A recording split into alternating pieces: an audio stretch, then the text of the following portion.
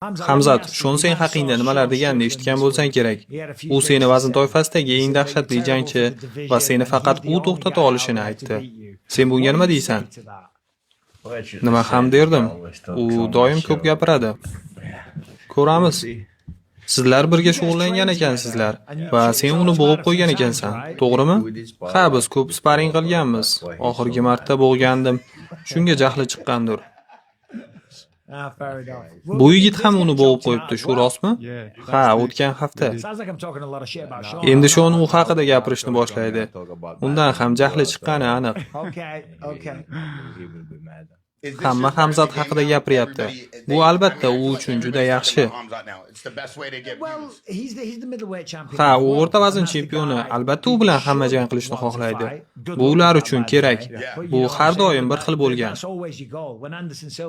Anderson Silva chempion bo'lgan vaqtlari men u bilan jang qilishni xohlaganman.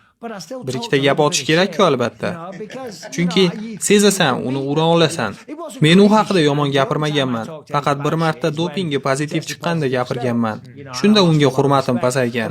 Boshqa vaqt faqat uni ura olishim haqida gapirganman. Bu normal holat menimcha.